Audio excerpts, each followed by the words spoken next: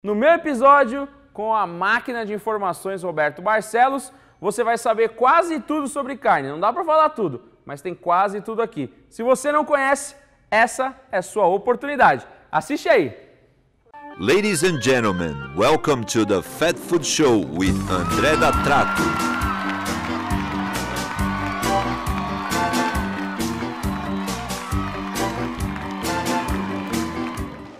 Fala pessoal, beleza? Começando mais uma vez para vocês, Fat Food Show, oferecimento 24 Print Embalagens e creme americano. Antes de anunciar os nossos patrocinadores, eu quero já anunciar o meu convidado, porque hoje eu estou emocionado, porque a minha paixão começou aonde esse cara mais leva os holofotes, que é a carne. O meu convidado é nada mais, nada menos que Roberto Barcelos.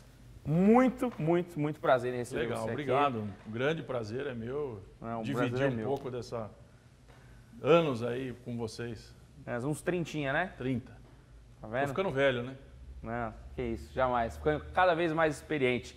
Antes da gente entrar no papo, eu vou falar um pouquinho dos nossos patrocinadores. Já agradecer a Seara Food Solutions, que está com a gente ajudando a fazer esse projeto acontecer. E agradecer também Gulodice Delivery. Nós temos o nosso parceiro exemplar que está aqui com a gente. Eu tenho muita coisa para anunciar deles para vocês esse ano, que é o Expresso Delivery. Então, fica ligado. E Fornoflex. Mas o meu papo hoje não pode ser diferente. Eu te contei ali um pouquinho antes que a minha paixão pela carne começou na Argentina. E aí eu vim conhecer tudo que você vinha fazendo, o trabalho com a BBQ Secrets e tudo mais, a confraria, os eventos e tudo mais. Mas eu quero começar do começo. No meio do caminho vocês vão entender melhor tudo que esse homem faz. Mas eu quero saber como ele chegou lá, como começou essa paixão, a formação de agrônomo, como você foi fazer isso, da onde surgiu? Bom, vamos lá. É uma história bacana e já de algum tempo. Eu sou de São Paulo, capital, e resolvi fazer agronomia por destino. Não tinha nada que me levasse Não tinha ninguém da família ao interior, nada me levasse à vida fora de São Paulo. Eu estudei aqui em São Paulo, em alguns bons colégios, e meus amigos todos, médicos, advogados e etc. E eu fui para o lado da área rural. Nossa, quem vê teu jeitão jura que você nasceu lá. É, mas são 30 e poucos anos já, né? Então, Pegou todo o estilo de vida, vamos dizer. E eu fiz agronomia, entrei na faculdade em 1990, em Botucatu. E lá eu comecei a descobrir o que é a agronomia, o que é a vida rural, o que é as diferenças entre viver no interior e viver na capital. E me identifiquei muito com esse estilo de vida realmente, com esse modo de vida. As coisas muito mais simples, muito mais baratas, muito mais fáceis, muito mais relacionamento pessoal do que a frieza das grandes capitais. Sim. Tenho família em São Paulo, venho com frequência para São Paulo, tenho negócio em São Paulo, mas a minha paixão realmente é o interior. Mais especificamente, a sua cidade... Que eu adotei, que meus filhos nasceram e casei e hoje vivo lá. Toda vez você precisa falar da sua cidade, né? Você tem paixão em falar, como se tivesse... Por isso que eu acho, pra mim, você tinha nascido lá. Não, então, eu acho que eu nasci profissionalmente. Eu tenho duas fases, né? A fase minha de São Paulo, que eu preservo e tenho muitos amigos até... Final de ano a gente reencontra aí e relembra as histórias de São Paulo, mas de fato eu morei em várias cidades do interior de São Paulo e falando ali da agronomia, eu comecei a entender o que era o mundo e dentro da agronomia existia a zootecnia. Né? Naquela fase as faculdades, as universidades não eram optativas, então você fazia toda uma grade fechada de todas as matérias. Não era tão direcional na... E aí eu entrei numa crise meio existencial, porque eu me apaixonei pela zootecnia, mas eu fazia agronomia e são duas profissões distintas. E aí, graças a um professor ali, que realmente ele é agrônomo, e falou, não, pode ficar na agronomia, e se direciona aí a zootecnia, nutrição animal, genética, melhoramento, pastagem, eram as coisas que em volta da produção de pecuária. Que hoje a gente escuta esse termo carne de qualidade, que a gente fala muito hoje, nessa época é embrionário, né? Nada. O Brasil foi, e vai sempre ser um grande produtor de commodity. A aptidão do Brasil é produzir commodity. fazer um parênteses na história. Explica para a galera o que é commodity, porque eu acho que a gente, eu posso estar equivocado, me corrija, que commodity a galera olha como algo ruim. E até onde eu entendo, não é ruim, né? É um outro setor, é um outro tipo de processo, certo? O commodity, vou dar um outro exemplo, vamos sair do universo da carne.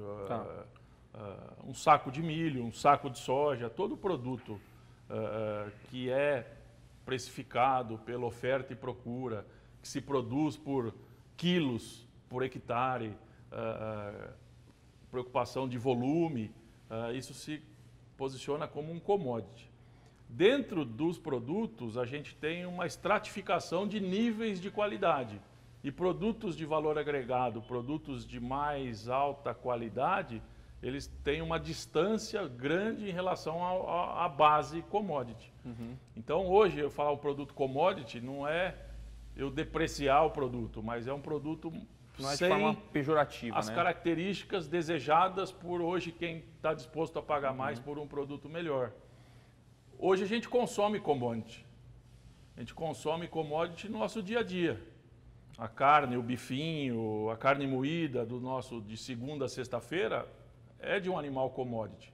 Aonde quem produziu se preocupou em viabilidade econômica, eficiência, conversão alimentar. Então, cada dia que passa, a genética dos animais melhoram, a nutrição melhora, a sanidade melhora e, naturalmente, a gente melhora. Até o commodity já é muito melhor do que era. Do que era antes. Sim, e a tendência é continuar. Porque um bom produto hoje, ele é fruto de um animal jovem, com um nível de acabamento de gordura, que dá sabor. O que determina a maciez é a idade do animal. Quanto mais jovem o animal, mais macia é a carne. Não está só associado à quantidade de gordura e marmoreio.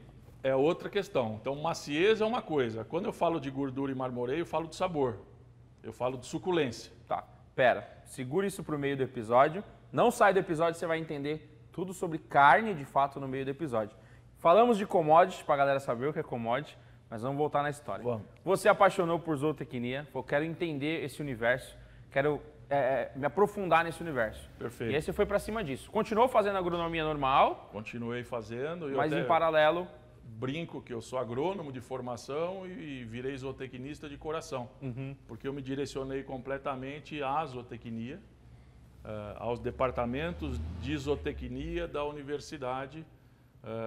E quando eu me formei, eu fui para o mercado, como um agrônomo com um foco na zootecnia. Então, aí começa a minha vida profissional, pós-formado. Me formei em 1995 e eu fui para o mercado e eu consigo dividir a minha vida profissional em 3 fatias. Tá. 3 ciclos praticamente de 10 anos.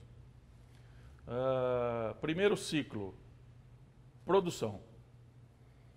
Eu trabalhei em bons projetos, em grandes projetos, em vários estados do Brasil, com foco em produzir mais e melhor.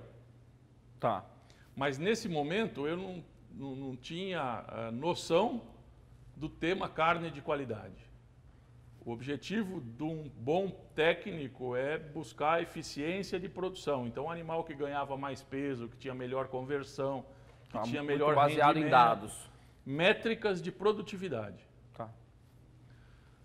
O meu segundo ciclo profissional e a transição do primeiro para o segundo se deu com um dos projetos que eu estava envolvido, buscou verticalizar a produção, quis desenvolver marca própria, marca de carne. E ali, que foi eu estou falando de 20 e poucos anos atrás, Tá. foi realmente um grande desafio, porque pouquíssimos ou quase nenhum profissional de pecuária, de produção, tinha conhecimento de indústria. Da mesma forma que nenhum profissional de indústria tinha conhecimento de produção. Então, eu sou fruto, nessa fase, de erros e acertos. O grande desafio era unir essas duas coisas. Talvez muito mais erros do que acertos. E você errar mais do que acertar, custa muito dinheiro. Principalmente numa atividade que é escala, que é volume. E um processo lentíssimo, né? Lento. Processo lentíssimo. Pra vocês terem uma ideia, o que é um processo lento em pecuária, a carne que a gente está comendo hoje, ela é fruto de uma tomada de decisão de 3 anos atrás, em alguma fazenda. Por quê? Porque são 9 meses de gestação. Depois da gestação, o animal nasce. Depois do nascimento até a desmama, são 7 meses. Depois da desmama,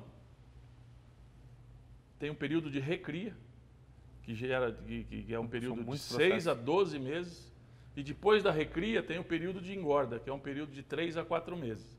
Então, se eu juntar 9 com 7, com 12, me dá quase 3 anos. Então, o que eu fizer hoje, eu só vou colher daqui 3 anos. E isso é muito louco, porque daqui 3 anos a demanda pode mudar, as características que o consumidor identifica e busca e quer. Tem que trabalhar prevendo o futuro, quase. Exatamente. Tem que trabalhar prevendo o futuro. Cada ciclo de produção, e esse foi o meu grande aprendizado, depois eu vou chegar nisso. Tá. Antes de definir essa leitura de cadeia produtiva, então eu fiquei 10 anos com pecuária, depois 10 anos ligado à indústria. Tá. Fui trabalhar nas indústrias, todo dia eu ia no curral do frigorífico, via os animais vivos. Isso até vai chocar um pouco algumas pessoas, mas aí eu acompanhava o abate dos animais. Uhum. E no outro dia eu acompanhava a desossa dos animais que foram abatidos, que estavam no curral do dia anterior. Não choca, porque eu acho que o grande problema da galera não é falar sobre o abate, é ver. Depois tem gente que fala assim, muita gente do interior, inclusive, que eu conheço, minha avó não gostava de ver matar a galinha, mas ninguém nunca teve problema em comer galinha. Mas não queria só ver matar, entendeu? Mas isso é muito louco, até porque essas gerações mais novas, elas estão flertando aí com o veganismo, mas não por não querer proteína vermelha na sua nutrição, na sua dieta. É porque muitas pessoas associam o consumo de carne a sofrimento animal. E isso, eu falo que a gente está aprendendo a produzir de forma correta, com bem-estar animal, com preocupações cada vez maiores em relação a esse tema, mas a gente não está comunicando aquilo que a gente está fazendo. Então, algumas pessoas colocam algumas imagens cruéis e todo mundo acha que é tudo igual, que é tudo aquilo, que aquilo é... Não, pelo contrário. A carne que você come, ela está bonita, macia, saborosa, suculenta, eu tenho uma grande certeza. O boi que produziu essa carne foi feliz. Porque se em algum momento ele tivesse sido produzido com estresse, estraga todo o processo. Isso reflete na qualidade da carne, reflete na coloração da carne, reflete na maciez e reflete na suculência.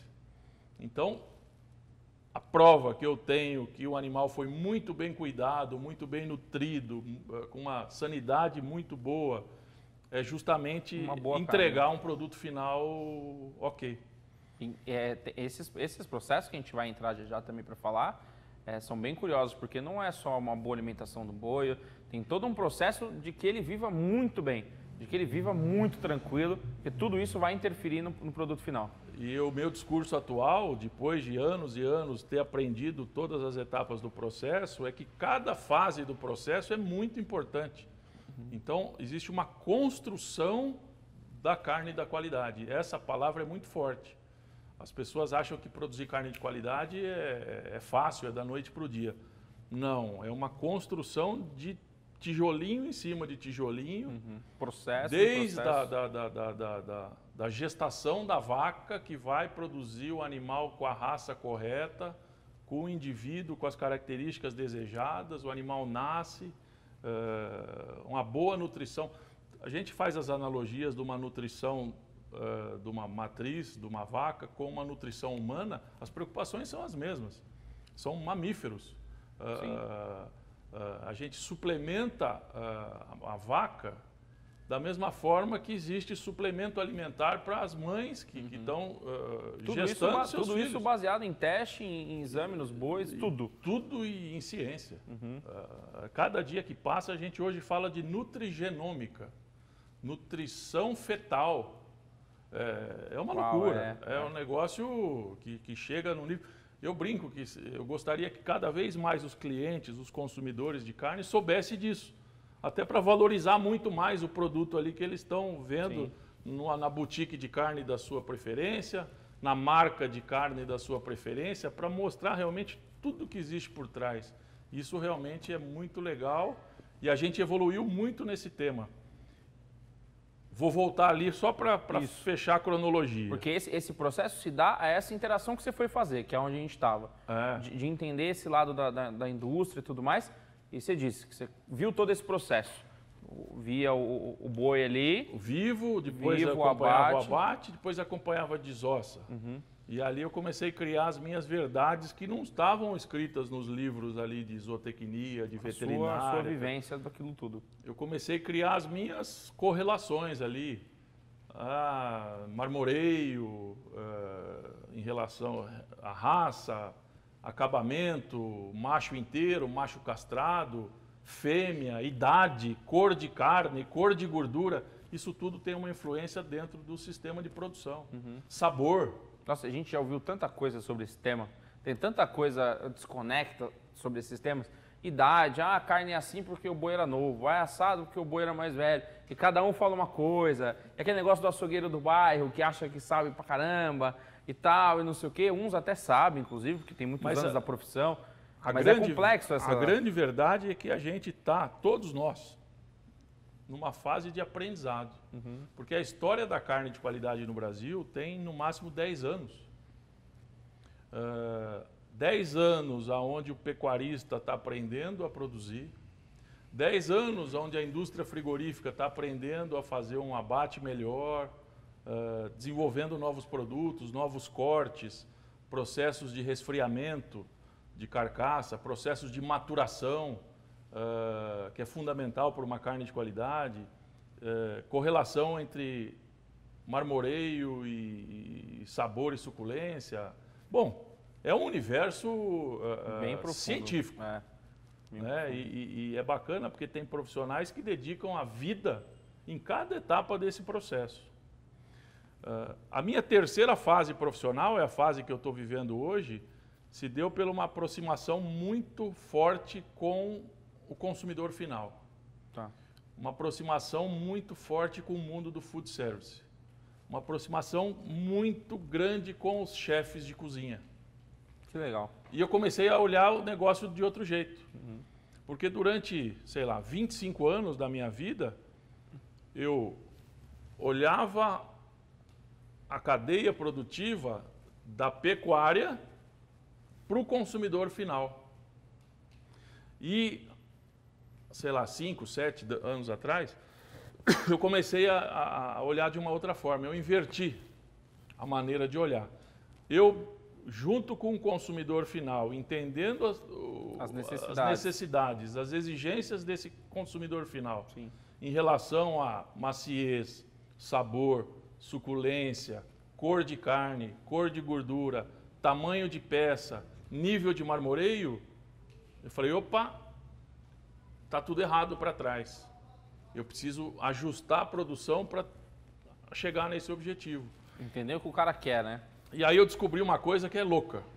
O animal mais eficiente dentro da fazenda não é o que vai produzir a melhor carne. Para eu produzir a melhor carne, eu vou abrir mão da eficiência máxima.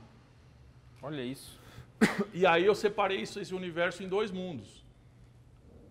Commodity e qualidade de carne. Porque para eu produzir commodity, eu jogo todas as fichas na eficiência, na viabilidade. Precisa ter volume. Na métrica de produtividade. Ganhar mais peso por hectare e cada quilo ganho cada vez mais barato, visando eficiência, economia, viabilidade.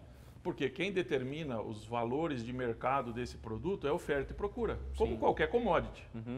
Está sobrando milho no mercado, o preço do milho cai. Está faltando milho no mercado, o preço sobe.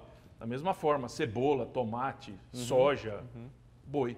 Por isso os períodos do ano que a gente vê e fala assim, pô, tal período do ano é tão caro, tal produto, é oferta e demanda. Exatamente. Só que a carne de qualidade não funciona sobre oferta e demanda. Obviamente, a regra é a mesma, mas eu digo que existe um compromisso muito maior entre toda a cadeia do que somente oferta e demanda. Então são projetos encomendados, são parcerias, são programas de remuneração diferenciada para fazer com que aquele melhor animal seja produzido na melhor indústria, dentro do melhor programa de qualidade, para atender e fazer com que essa carne chegue no cliente mais exigente. E é essa Sempre com fase, esse nível de qualidade. essa fase que a gente está vivendo no Brasil.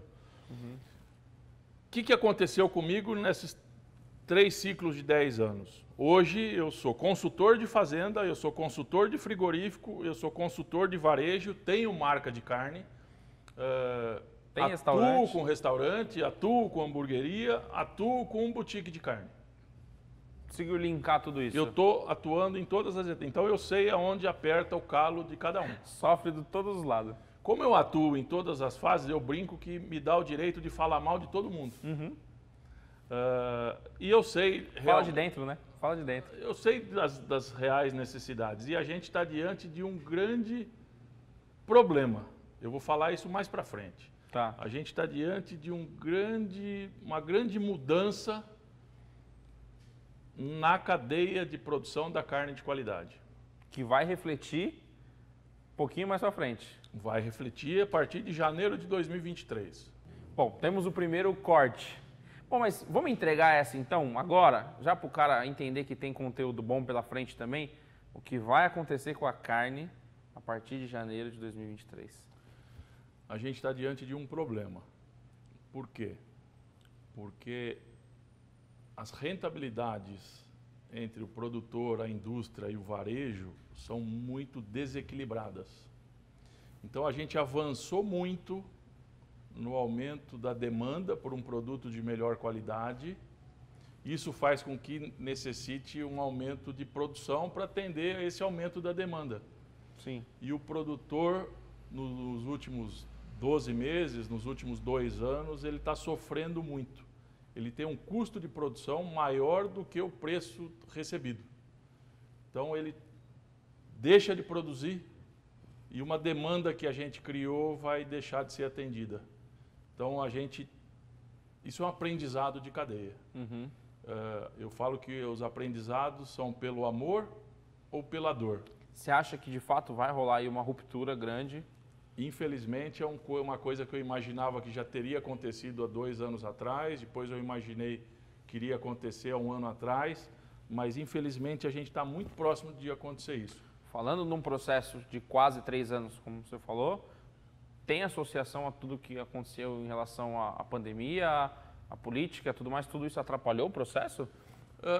Tudo tem Ou a não, sua tá só associado à pequena oferta e demanda? contribuição. Está associado ao principal figura dentro dessa cadeia, que é o que se dispõe a produzir esse animal de qualidade, ele deixa de produzir por falta de viabilidade econômica.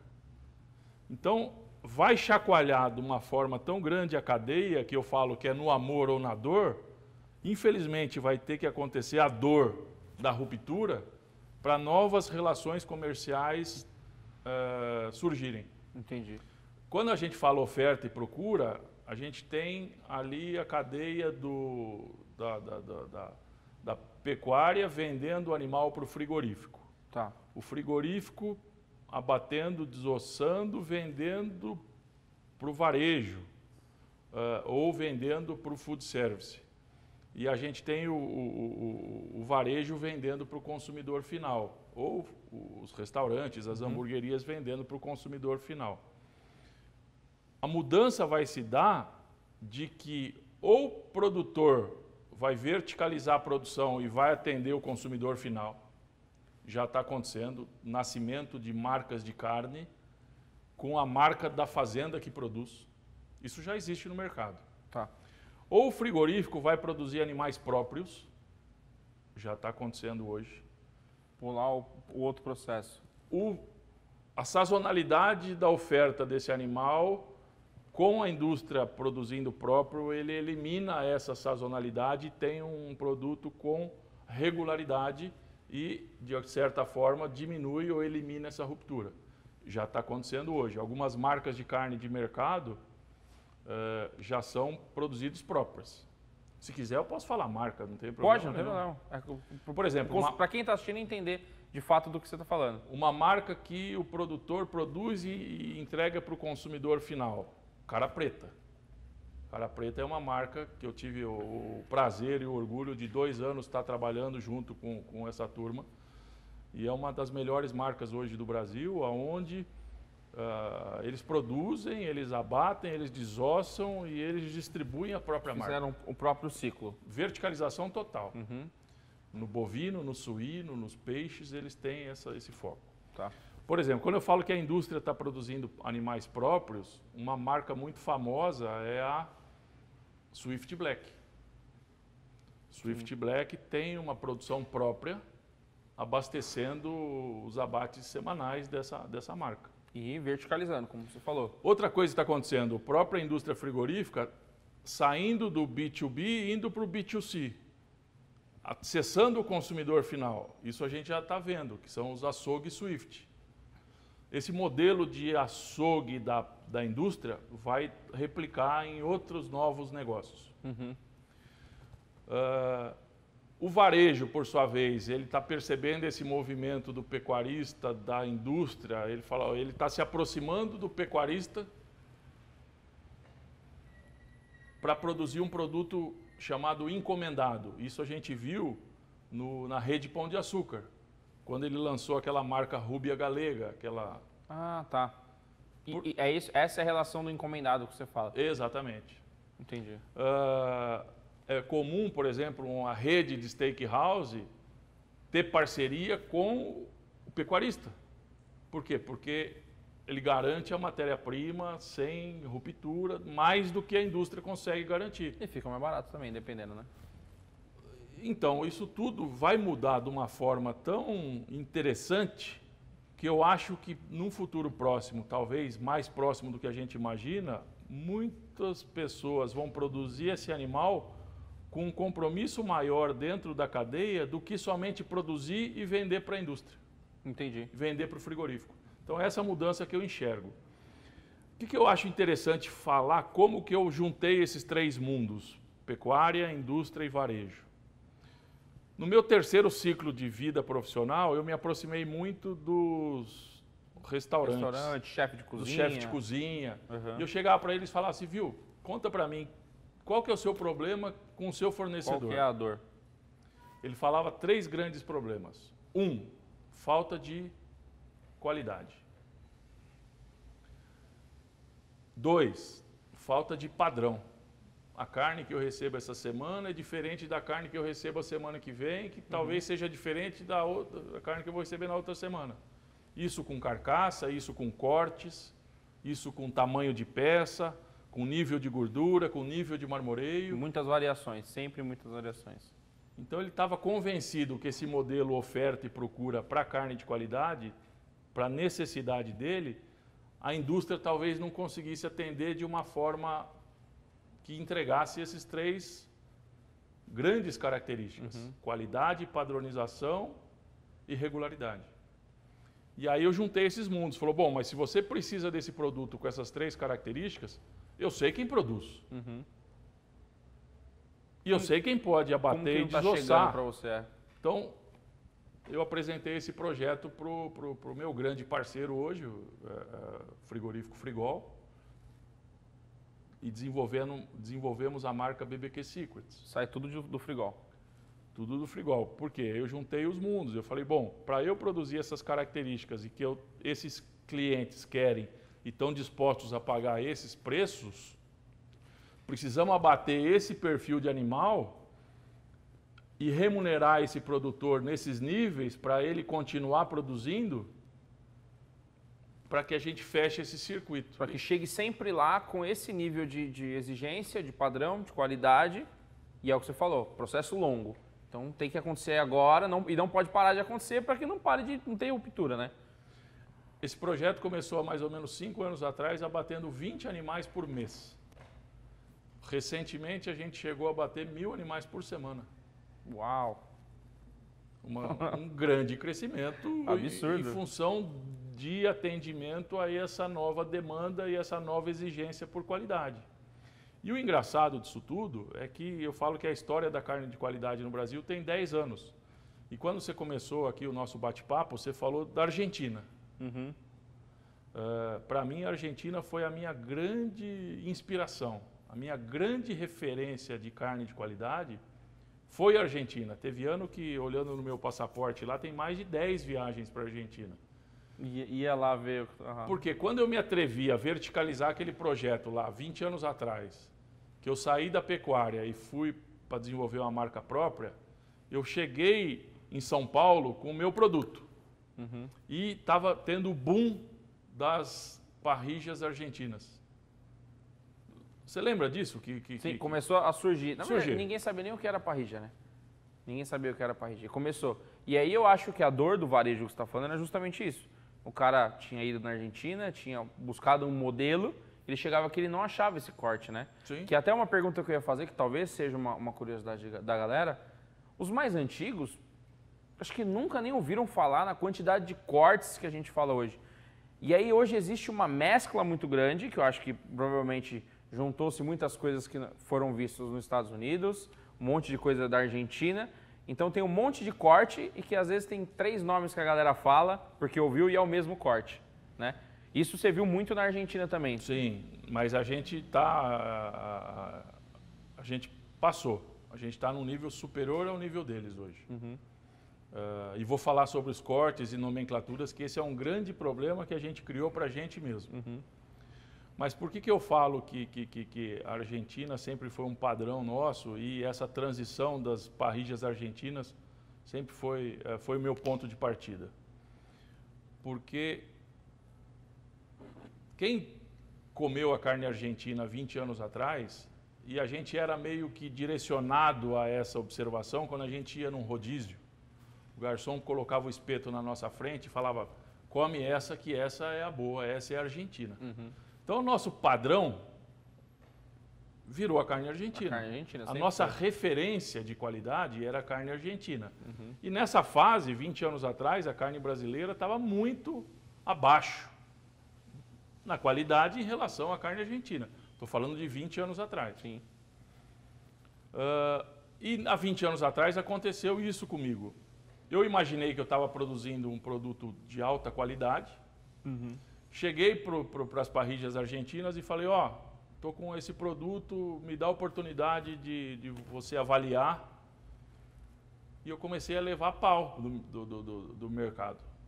Por quê? Porque Não encaixava. Não encaixava, porque os argentinos viravam para mim, que eram geralmente os donos dessas parrilhas, eles falavam, sua carne é macia, mas ela não tem sabor. Bom, peraí. Antes de continuar com o episódio, vamos fazer uma pizzinha Seara pra gente? Bora? Aí, ó. Falei que era rapidinho? Se liga só. Ó. Continua assistindo o episódio aí, ó. Qualidade vai te surpreender.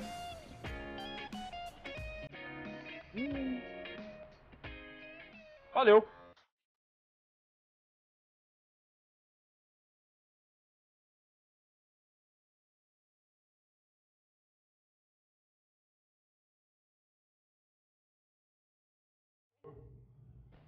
Eu falei, puta merda, como que eu preciso fazer dentro da estratégia de produção desse animal para ter o sabor que a carne argentina tem, para ter o sabor que a carne uruguaia tem, além da maciez.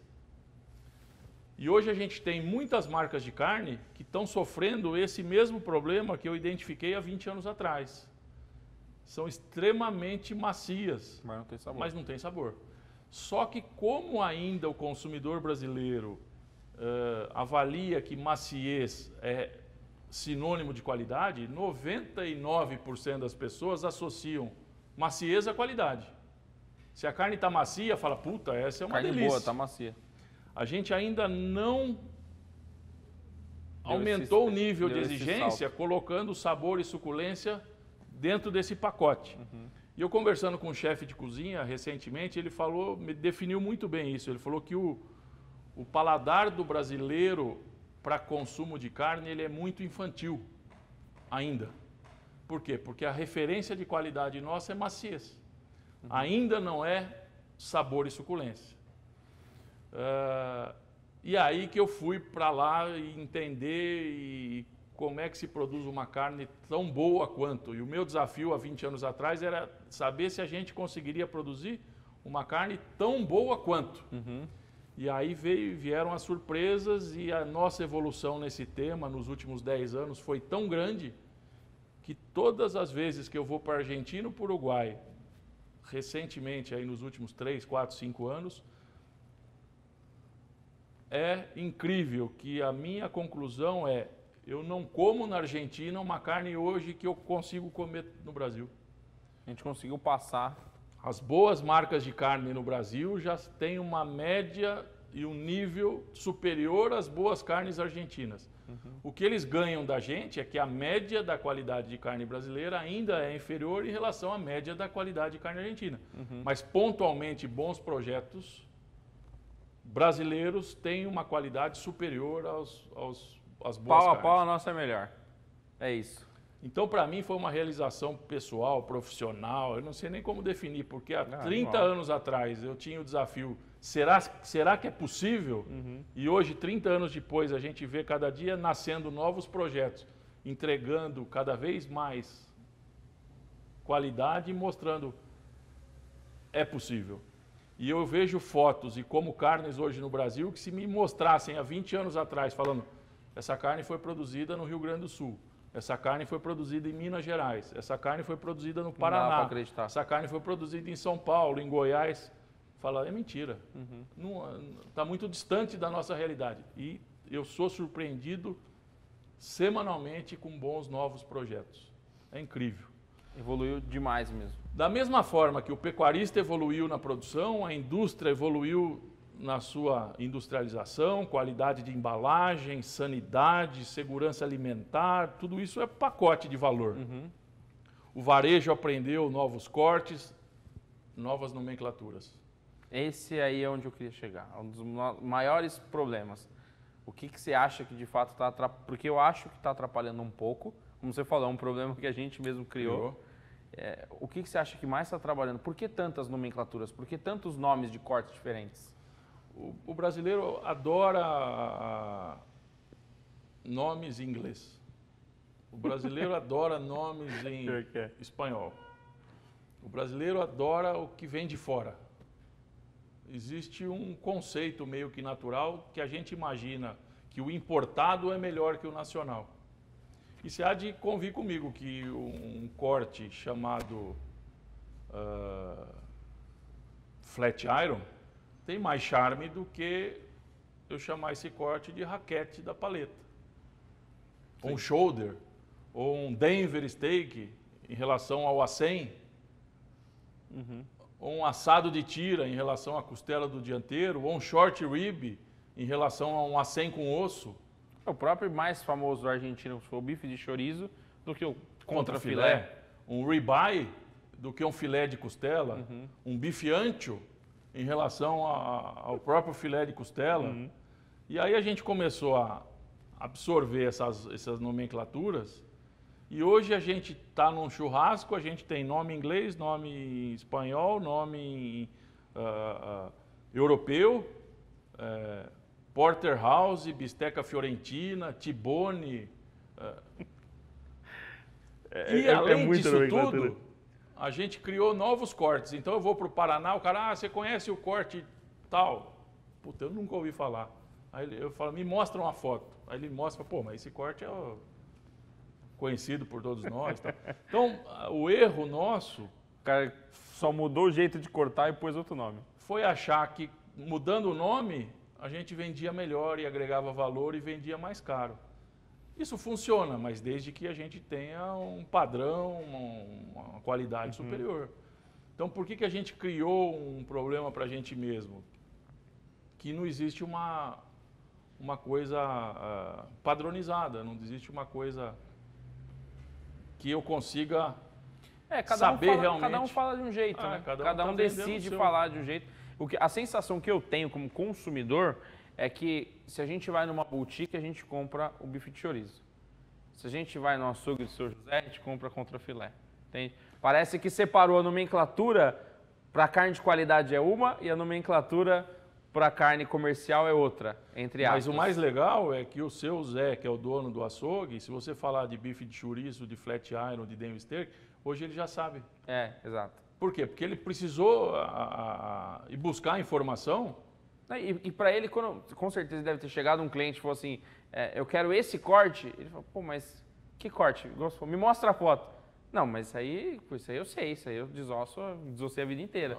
Então, só mudou o associativo, né? Agora o cara tem que gravar mais nomenclaturas. Quer ver um negócio interessante? Você falou que seu público, parte do seu público, tem envolvimento com American Barbecue. Uhum. Há 5 anos atrás, esse movimento começou a ganhar força no Brasil. 5 anos, talvez um pouquinho mais, um pouquinho menos. Uhum. Mas qual que foi o primeiro grande desafio? O que é um bom peito?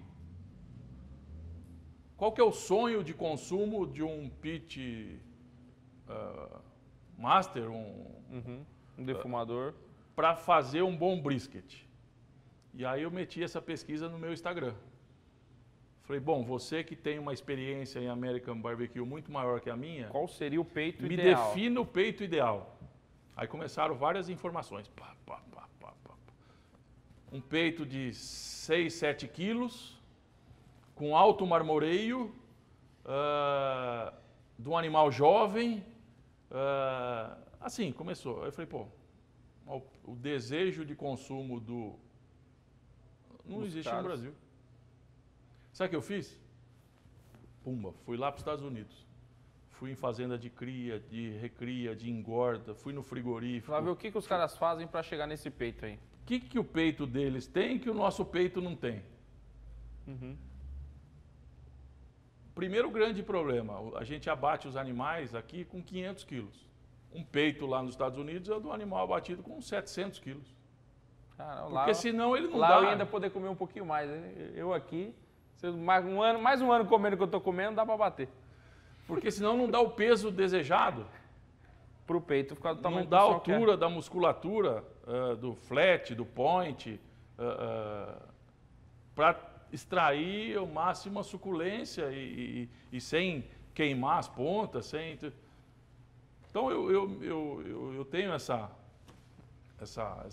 característica. Eu preciso ir lá na origem para saber qual que é o melhor lugar do mundo para eu aprender sobre um brisket ideal. É nos Estados Unidos. Então é lá que vai me trazer as respostas que eu quero aqui. Mas, por exemplo, desculpa cortar. Bom, essa relação do boi mais pesado, mais gordo, atrapalha em outros cortes. Sim. Então o desafio é entender o que você vai produzir, para quem você vai produzir. É muito específico, né? Não, essa estratégia do que produzir para quem, eu gasto 3 dias de curso, das 7 da manhã às 10 da noite, para fazer com que as pessoas entendam esse conceito. Porque isso na vida é um conselho como negócio, como empreendedor. Se a gente conseguir identificar o que a gente produz, se está ajustado, adequado ao perfil do nosso cliente, esse ajuste é fundamental para o sucesso do negócio. E quando você fala, não, mas então eu quero produzir um animal de 700 quilos, com mais gordura, com mais marmoreio, eu me afasto muito do commodity. É um produto muito mais caro de se produzir, porque ele demanda muito mais energia na sua dieta para acumular gordura, para acumular marmoreio, para ter esse desenvolvimento. É porque a gente não está falando só de 500 quilos para 700, é só deixar mais uns dias comendo, não é isso, né? Não. Cada dia dele é um custo a mais, né? Custo a mais e encarece absurdamente. E a gente consegue chegar ao objetivo de um brisket, que hoje já existe no Brasil. Depois de 5 anos, entre não ter nada, hoje a gente já consegue ter peitos de 6, 7, 8 quilos. Baita qualidade. Que atende com louvor a esse mundo do American Barbecue. A BBQ Secrets tem, inclusive, né? A BBQ Secrets abate animais de pesos distintos. O que eu fiz foi criar um código para peitos mais pesados e um outro código para peitos mais leves.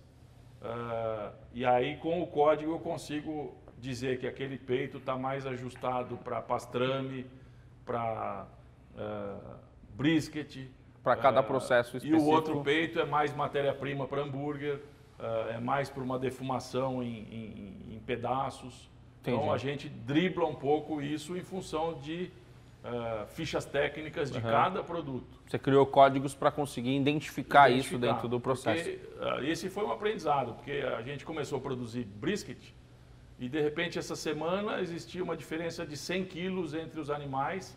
Um lote eu abatia fêmeas, na semana seguinte eu abatia machos castrados.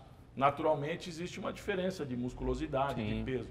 Então o cliente me ligava e falava, não, essa semana eu recebi peso ok. Semana, puta, vieram muito pequeno. Aí a gente... Uma dúvida rápida, o que muda o animal ser castrado ou não? Tudo. Sério? O animal inteiro, ele inibe deposição de gordura. Por quê? Porque ali no testículo funciona como um hormônio natural, testosterona. Então o animal inteiro, ele cresce o dia inteiro, ele tem circulando ali hormônio de reprodução. Sim. E isso inibe deposição de gordura, inibe marmoreio, é um animal mais nervoso, mais agitado, ele entra em estresse mais facilmente, ele é mais reativo. E o animal tudo por conta da questão hormonal. E o animal castrado, ele já tem a curva de crescimento dos tecidos já modificado, ele consegue acumular mais gordura, ele consegue depositar mais marmoreio, se de fato o animal tem potencial para marmoreio, e produz uma qualidade de carne superior. A coloração da carne do castrado é mais clara, a coloração da carne do inteiro é mais escura, o nível de maciez da carne do inteiro é menor do que o nível de maciez do animal castrado. Então eu falo que não se produz carne de qualidade de macho inteiro. Só castrado. Macho inteiro se produz commodity. Tá. E hoje o macho inteiro é uma grande ferramenta de aumento de produção e produtividade das fazendas que produzem carne commodity. Ou para atender o mercado interno, dia a dia, que busca preço, e atender exportação, se faz com macho inteiro. E fêmeas e machos castrados é para atender meio que nichos de mercado que querem gordura, que querem marmoreio, que querem... É o animal mais caro de se produzir. Qual a diferença entre produzir macho inteiro e macho castrado? Talvez 15% de diferença de desempenho menor para o castrado em relação ao inteiro. Olhando o Lira assim, você acha que tem cara mais de macho castrado, né? Quantidade de gordura e tal. Bom, vamos desmistificar algumas coisas rapidamente. Por exemplo, escuto muito, é melhor o boi mais novo ou o boi mais velho? O que é melhor? Falando de qualidade de carne. O que é melhor, um boi mais novo ou um boi mais velho? Tudo que você ouvir eu dizer, você vai vir acompanhado de uma palavra que se chama depende. O que é melhor? Depende. Melhor para quem? Para quem produz?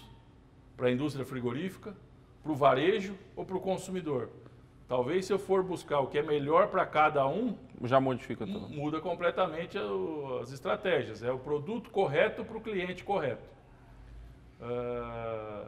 E aí que entra uma série de novas estratégias para tentar buscar um melhor formato de acordo com as exigências e para quem está disposto a pagar mais e assim por diante. Então essa é uma pergunta super difícil. Não dá para responder que eu tenho em uma que frase. Responder analisando individualmente cada etapa do processo. Tem que responder não respondendo.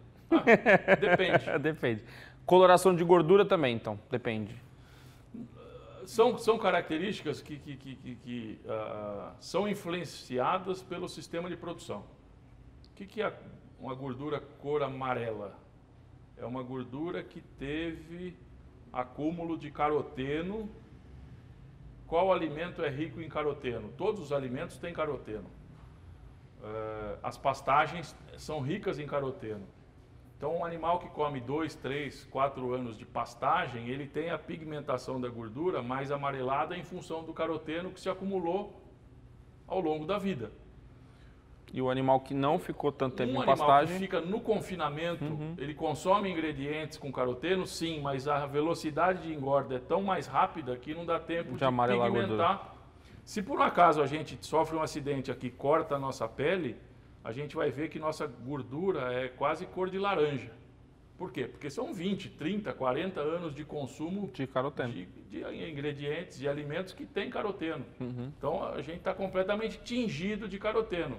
A diferença no boi de um animal, de uma gordura branca, de uma gordura amarela, é o sistema de produção. Não a idade, no caso, que poderia ser também. Geralmente, uma gordura mais amarelada, cor de gema de ovo, é um animal mais velho que ficou 6, 8, 10 anos consumindo pasto. Geralmente gordura de vaca, que fica ali em reprodução. E uma gordura do animal abatido com 2, 3 anos de idade, mesmo a pasto, ele não dá um nível de gema de ovo, ele vai dar uma pigmentação maior do que a branca. Entendi. Isso tem uma influência em sabor. Como o pasto influencia em sabor, o pasto tem fenóis, uma gordura mais amarelada é mais saborosa do que uma gordura branca. Só que, por outro lado, tem alguns mercados que preferem a gordura branca. O mercado japonês, o Wagyu, geralmente dá uma preferência por gordura branca do que gordura mais amarelada. A gordura mais amarelada deprecia um pouco mais o produto. Só que, por outro lado, para quem hoje está buscando sabor, é melhor em relação à idade. O animal mais jovem é a certeza que eu tenho de uma carne mais macia. Mas a mesma certeza talvez eu tenha de uma carne com menos sabor. Então, em teoria, a grande sacada que você disse que foi buscar na Argentina para entender como que eu faço para ter uma carne macia e com sabor, é tentar ter um animal jovem com uma gordura mais amarelada possível nesse processo. Não dá tempo de ter esse mais amarelado possível, mas é um animal jovem com pelo menos 6 a 12 meses recriados a pasto. Isso me influencia no sabor. Você vai conseguir ter maciez e sabor. Animal, muito louco. Bom, antes da gente finalizar esse assunto, e aí eu quero falar uma outra coisa rapidamente com você, quais são as raças mais comuns? Porque agora todo mundo fala, Angus é bem conhecido, né? Todo mundo conhece Angus, e o Wagyu também está em alta. Todo mundo fala Wagyu, mas eu sei que tem um montão, né? Quais são as raças mais trabalhadas? Eu sei que normalmente, por todo o conteúdo que eu já vi seu, normalmente existe uma mistura entre Nelore e uma outra raça britânica para chegar no processo que a gente precisa, levando em consideração o clima tropical do Brasil, né? Na sua grande maioria, porque o Brasil é gigantesco. Mas quais são as raças que mais tem aqui, que a gente mais trabalha? A principal raça do Brasil é a raça Nelore. 80% do rebanho brasileiro é da raça Nelore. Quando a gente fala de cruzamento de raças europeias ou britânicas ou raças continentais, aí a gente traz raças de fora, que tem origem britânica ou origem europeia continental, mas que foram desenvolvidas nos Estados Unidos, na Argentina e tudo mais, para fazer o chamado cruzamento industrial. Cruzamento industrial é o cruzamento de uma matriz zebuína, no caso Nelore, com um touro taurino. Isso me dá uma heterose, me dá um vigor híbrido e me dá um aumento de produtividade. É a máquina de conteúdo, né? Então, o que isso significa? Depende. Sabe por quê? Filho da mãe. Vamos analisar o consumidor de segunda a sexta-feira.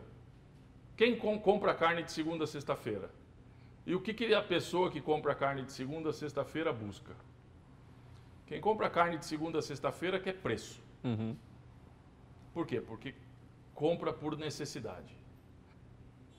Se a carne bovina está cara, substitui por carne de frango, substitui por carne suína, substitui por salsicha, substitui por ovo, substitui por macarrão. Mas existe um orçamento familiar a ser cumprido. E aí não dá para ser um processo tão caro. O consumidor do dia a dia não quer gordura. Vai num supermercado, numa gôndola de supermercado e vê a carne do dia a dia.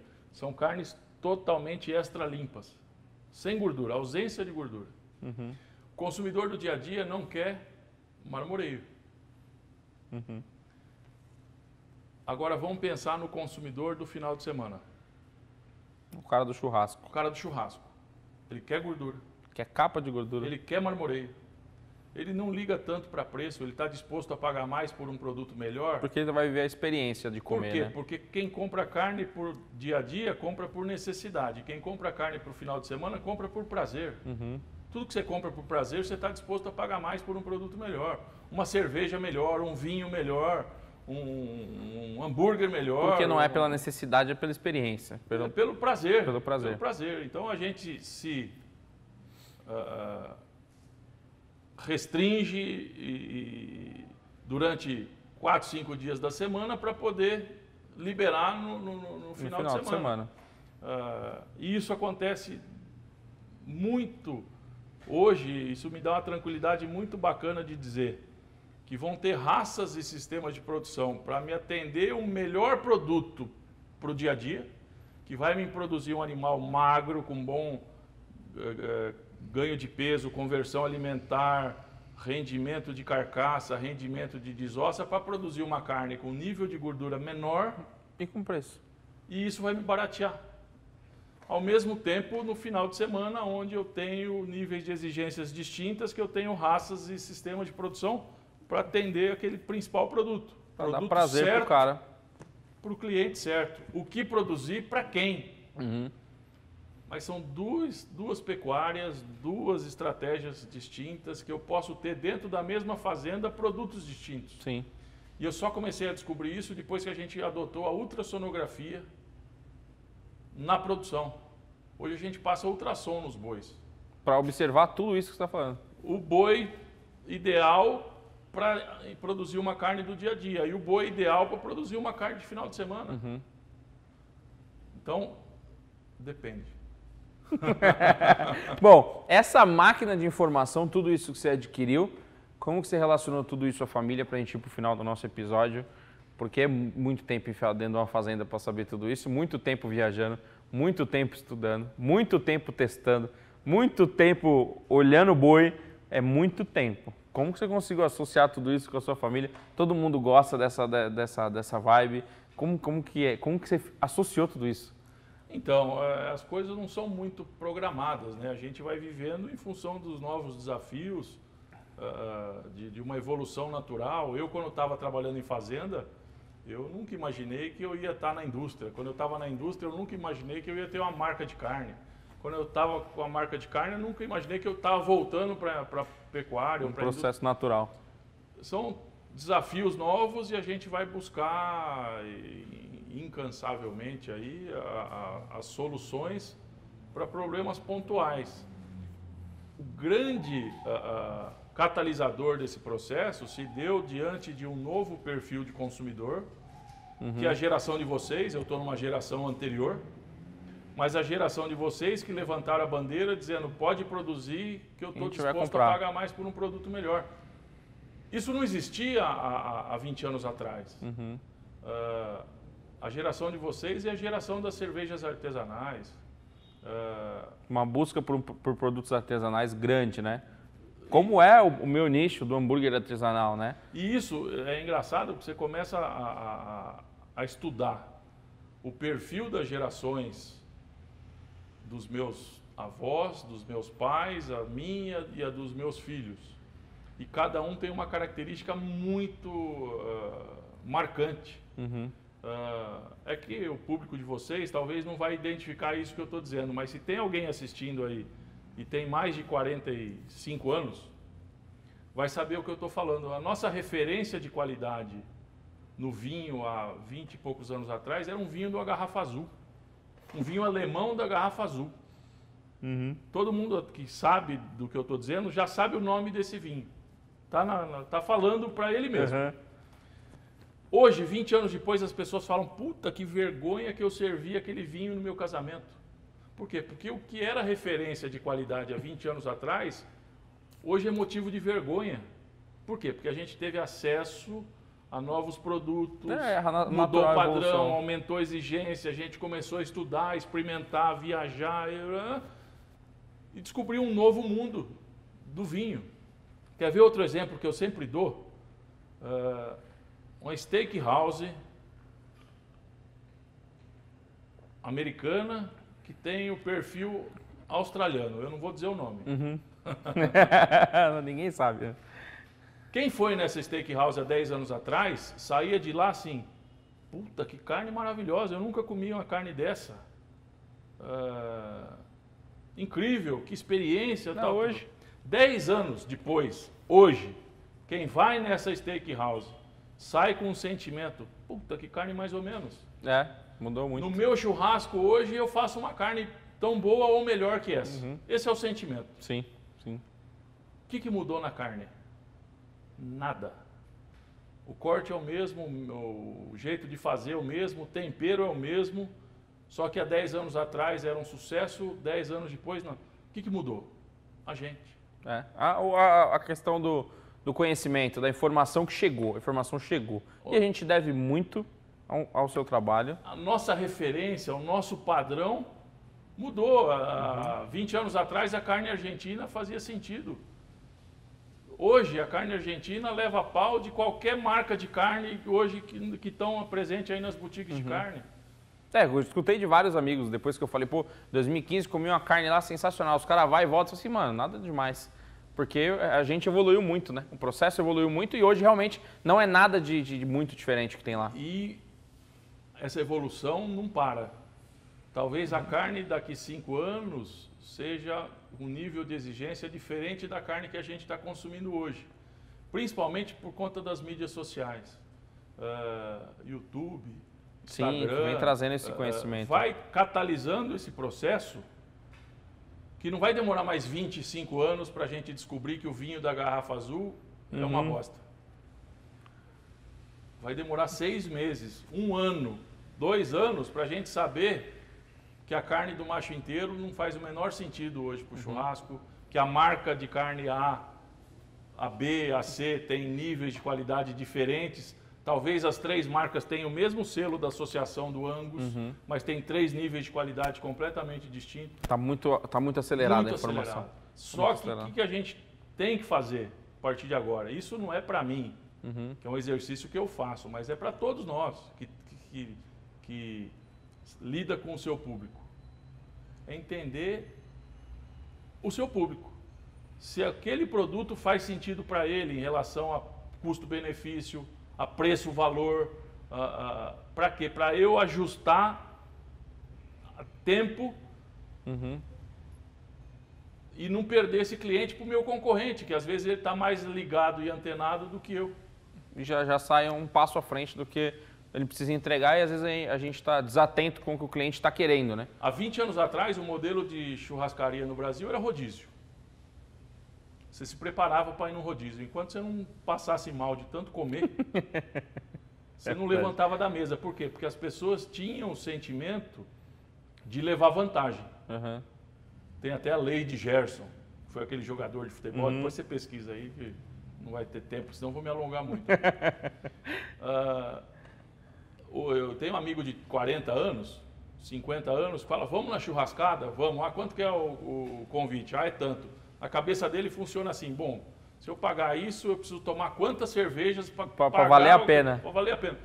Essa geração mais nova, isso não faz o menor sentido. Não, o cara faz a conta da experiência que ele vai viver. Da experiência, do prazer, e é para esse público que a gente precisa se comunicar. Sim. Aprender a se comunicar. Então, se eu tenho uma relação com o meu cliente comercial, eu olho para o bolso dele. Então, é a geração do compre 2 e leve 3, 20% de desconto. Talvez isso não faça sentido, porque hoje as marcas precisam lidar com um consumidor que quer ser fisgado pelo coração. Sim. É o que a gente fala hoje dentro do rolê do hambúrguer, morre de falar, é a relação da experiência.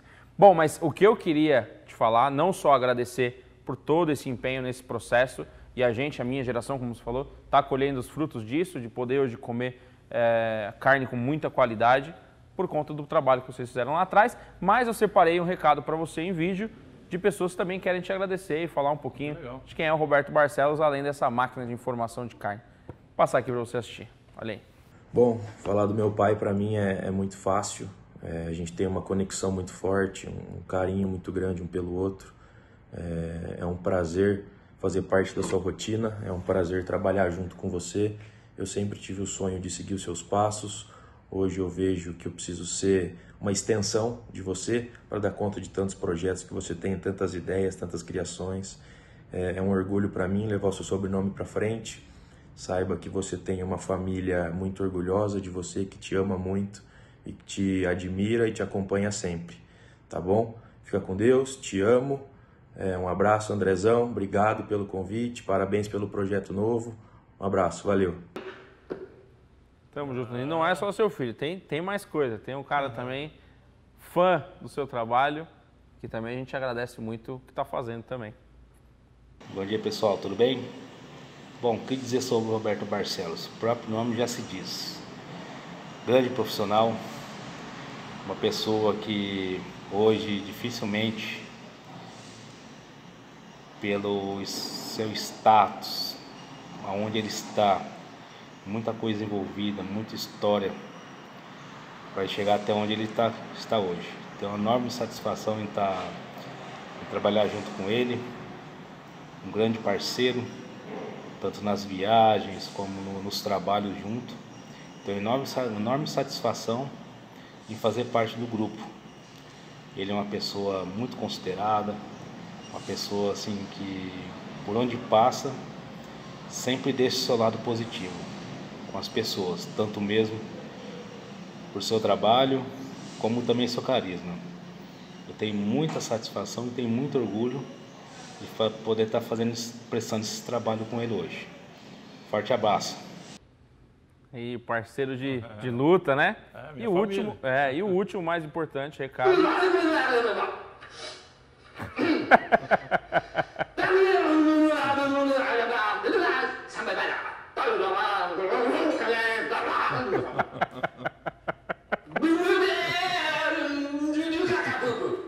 Isso aí só você para entender essa língua, mas não tinha como pôr um boi zoando para brincar com você. Ah, muito bom. Mas seu filho, o espetáculo de pessoa, me recebeu muito bem, conversei com ele, gente boníssima. E o seu parceiraço de luta, o Itamar, gente, uma figura também sem igual, né? Parabéns pelo trabalho, tá? Muito fã do seu trabalho, te falei isso no começo do episódio, mas sou muito fã do trabalho. Agradeço muito a viagem que você fez de vir até aqui, que você não veio de perto. Obrigado pela consideração de vir compartilhar conhecimento com a gente. E vamos marcar um outro episódio também, mais pra frente, pra gente falar de assuntos que não deu pra falar, que a gente tem muita coisa ainda, é muito grande, muito extenso o assunto, mas a gente volta pra falar. Pode ser? Não, muito bom, muito legal escutar o Lucas falando, hoje à frente de operação de restaurante, hamburgueria, açougue, o Itamar aí, meu braço direito. Confraria do Fogo, inclusive, né? Confraria do Fogo, Confraria da Carne. E a equipe está crescendo, a equipe aí são quase 30 pessoas entre todos. Mas o grande prazer que eu tenho é ver novos projetos surgindo, elevando. Algumas pessoas podem enxergar como uma concorrência, eu, pelo contrário, eu enxergo cada vez mais novos projetos, levantando a bandeira da qualidade para atender clientes tanto no Brasil como fora do Brasil. E esse tipo de trabalho que você faz também nos ajuda muito por ser esse canal de comunicação aí entre os seus amigos, ouvintes, e até agradeço e parabenizo porque o mundo do hambúrguer que vocês atuam aí com muita mérito é mais uma das grandes e boas utilizações de cortes desse animal que a gente se preocupa tanto em produzir. E uma carne de qualidade, ela é fruto de muita dedicação e quando eu falo de maciez, sabor e suculência, a gente não pode esquecer de sanidade, de segurança alimentar.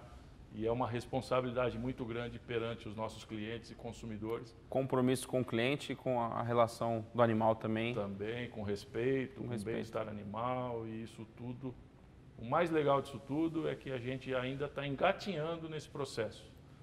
O bastão eu passo aqui para as próximas gerações e talvez em algum momento seja lembrado, mas eu vibro com o que vem pela frente e as grandes novas oportunidades que a gente tem como país e como profissionais e como empreendedores desse grupo que nos une pela mesma paixão. Independente de estar no hambúrguer, na steakhouse, no açougue, na pecuária ou na indústria, nós somos unidos. O Lucas está aí para tocar, mesma paixão. para continuar. Senhoras e senhores, imagina, esse foi Roberto Barcelos, uma máquina de informação. Eu sei que é muita coisa, você vai ter que ficar voltando o vídeo para entender tudo que ele falou, porque tem bastante detalhe de tudo, mas é um curso quase que grátis aqui. Meio curso dele está aqui de informação, óbvio que de maneira muito mais rasa, né? Se você quiser fazer o curso dele completo também, você vai pirar, a cabeça explode com tanto de informação. Obrigado aos nossos parceiros mais uma vez. Fat Food Show acontece graças a 24 Print Embalagens e Creme Americano e a Seara, que tem apoiado o nosso canal junto com o Expresso Delivery, Gulodice e Fornoflex. Não se esqueçam de ativar o sininho, comentar, envia para os amigos, clica no aviãozinho lá, manda para o amigo assistir, comenta, compartilha, curte, ativa o sininho, faz tudo que tem que fazer. Até a próxima, eu fui! E o último, mais importante, recado.